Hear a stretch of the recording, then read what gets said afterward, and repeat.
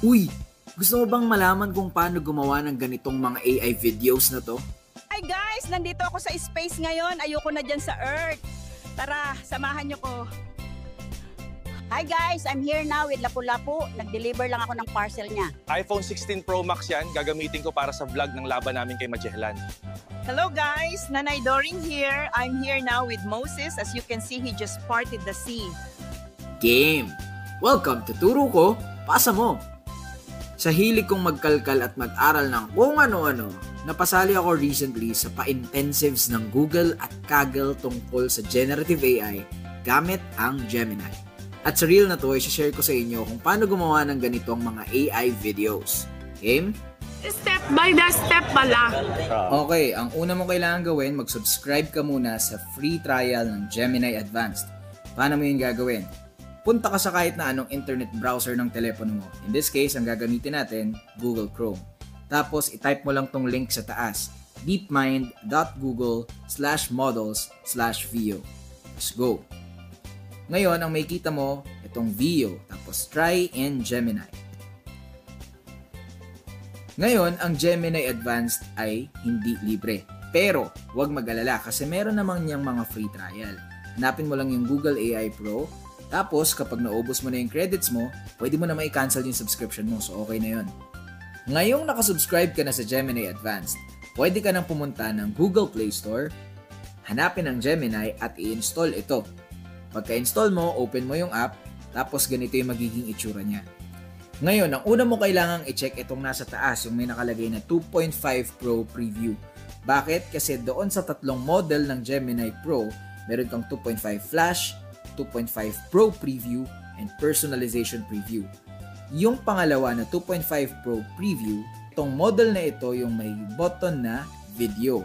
Yan yung may Vio wherein you can make nga an 8-seconder na video with sound. Ngayon, dahil hindi pa ganun kagaling umintindi o minsan magsulat ng Tagalog ang AI, kailangan muna natin ng tulong ng Gemini para mas maintindihan tayo ni Veo 3 o ng video tool na ito. Ngayon, i-unclick muna natin siya. Tapos, si Gemini muna mismo bale yung kakausapin natin kasi hindi pa nakaselect yung video. Ang pwede nating ilagay dito, please translate this Tagalog video idea to a detailed English prompt for Veo 3. So, papatulong tayo sa kanya to translate our idea in Tagalog, from Tagalog to English. Ngayon, pwede mo nang ilapag dito kung ano yung trip mong lumabas dun sa 8 seconds video na ginagawa mo. Halimbawa, isang maaraw na tanghali sa Maynila kung saan naglalaro sila SpongeBob at Patrick ng tumbang preso kasama ang ibang batang Maynila na nagtatawanan.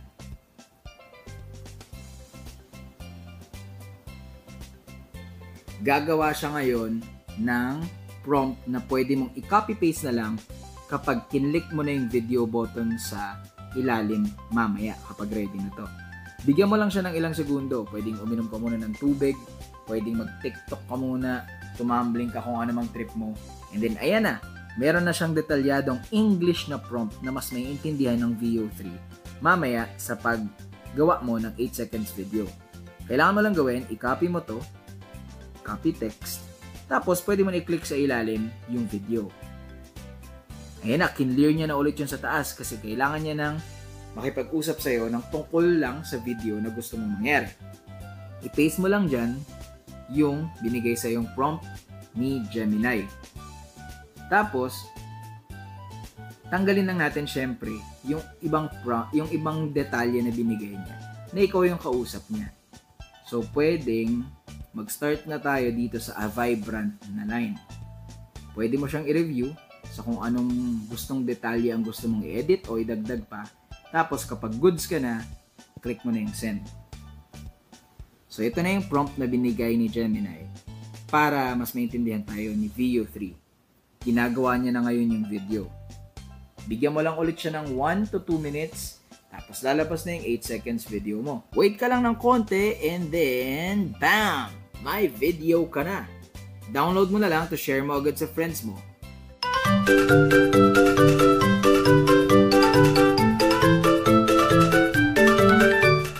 Power, di ba? Ngayon, sabi nga ni Ernie Baron, always remember, kung walang knowledge, walang power. Bye-bye! ngayong marunong ka nang gumamit ng AI, mas may power ka nang magkwento kesa sa iba. Wow, ang taas ko na. Ganon. Pero sabi rin ni Spider-Man, I will never forget these words. With great power comes great responsibility. kaya ikaw, gamitin mo to para makatulong ha, hindi para mangloko. Huwag kang sasali sa mga puwersa ng kadiliman at kasamaan. Turuan mo na lang din yung iba na gamitin to para mas maging pamilyar sila kung ano yung itsura pag ito yung ginagamit sa paggawa ng video. Dahil kapag mas nasasanay ka sa ano yung itsura ng nilalabas niya, mas nahahalata mo kung ano yung totoong video sa AI lang na video. Turuan mo sila o kaya kung gusto mo, i-share mo na lang tong turo ko, pasa mo video para mas masaya. Okay, thanks, bye!